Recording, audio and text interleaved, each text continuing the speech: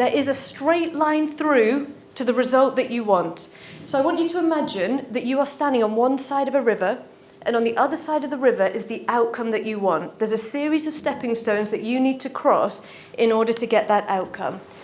Most people are too distracted, and they are not doing the one thing that will change their life, grow their business, get their funding. So if you can imagine the one thing in the box that you're supposed to be doing, just think in your minds, what's the thing you know is going to change your life, change your business, increase your reach, improve your reputation? Can you think what that is in your mind? So what I tend to see is this is what people are actually doing, and all of these circles around the box are all of the distractions in life, and let me tell you now, they are all valid.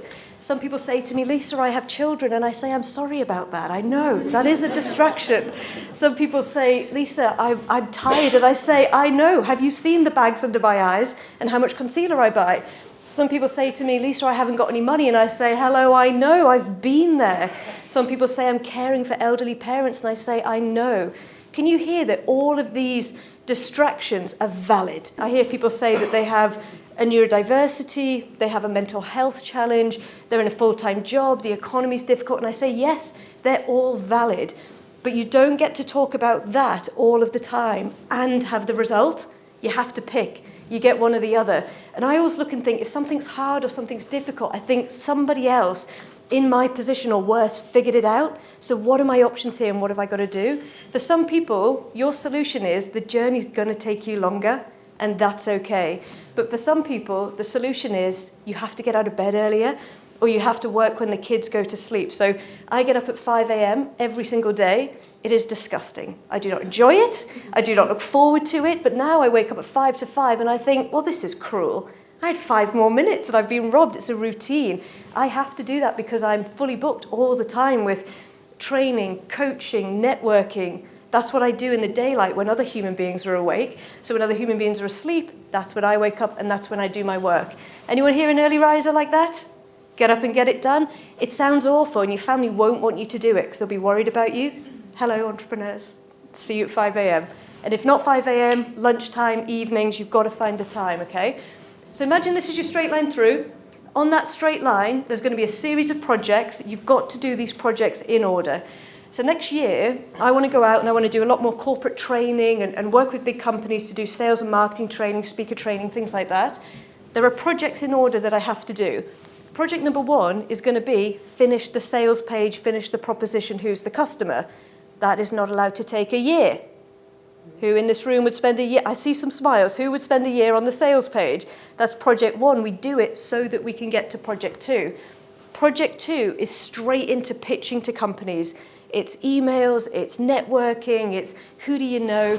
Project 3 would be building my brand, building my reputation, creating content so that when I walk in a room, people have already heard of me. Has anyone in this room heard of me, seen me, done something with me before? Hands up, let's see. Right? So that means you have an image of who I am. Hopefully it's going to go towards the reputation I'm building. Some cases it might go against, but if that's the case, just shush, keep things quiet. But that's project 3. If all I'm doing is posting on social media and I don't have my offer ready and I'm not actually going direct to the person who would buy from me, am I building a business? No. Do you see how the projects have to come in order?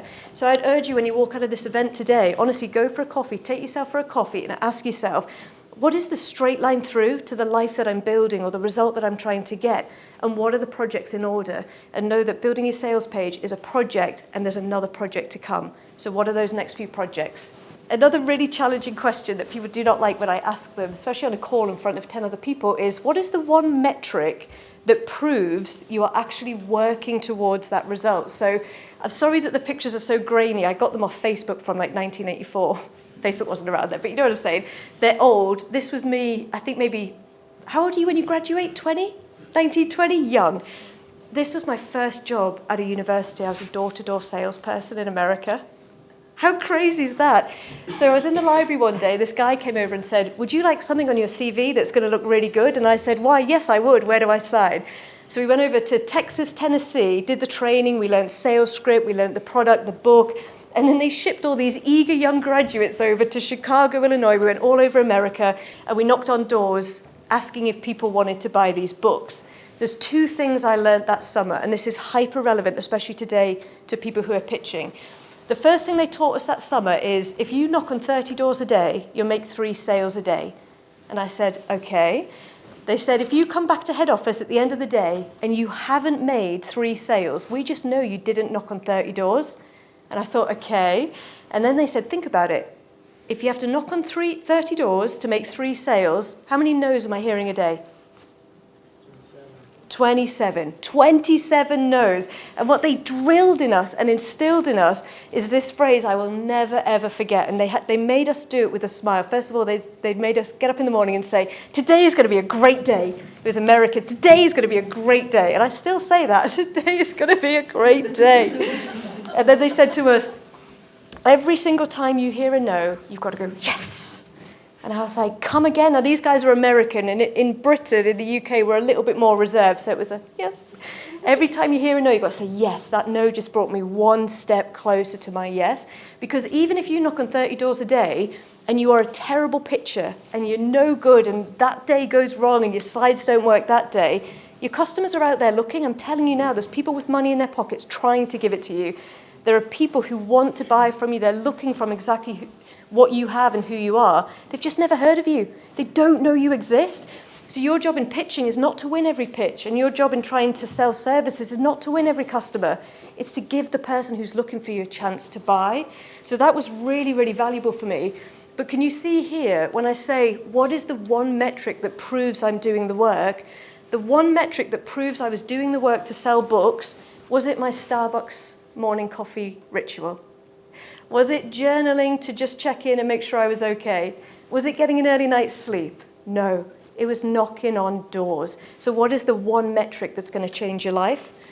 You know the recruitment business I had no idea how to get that off the ground. I had no business experience. All my friends had business degrees. I didn't know you could do business. I was from the Northeast where the jobs were, in my family, taxi driver, care worker. We had a teacher in the family who went to uni, and that was amazing. I didn't know about business till Dragon's Den, and that might make me sound stupid, but I had no idea. So I did English. So I could write a great email, but I had to learn business on the go. So with this recruitment company, I paid a virtual assistant £200 to get me the names of the HR directors, the L&D managers of the FTSE 100 companies in the UK. £200 was a lot of money to me at the time when I set this up. So she came back with this list, and then I made a PDF. And on the PDF, it talked about the types of graduate schemes that you could create, what happens on an assessment centre. And I emailed 100 companies with the PDF. Guess how many replied? Let's have a guess. How many companies replied and said, this sounds good, Lisa? 4. 4, 1, 2, 10, none. Thank God, 1 replied. And do you know what? It was a massive national transportation company. If I told you the name, you'd know the name. And they invited me to pitch. So I went down to London in my little Primark suit because I was skint. And I pitched my little pitch, and I won the work. And I came home. This like little Geordie from the Northeast came home with this 24 grand contract. And I was only really, really young. Did you know the first thing I did when I got back?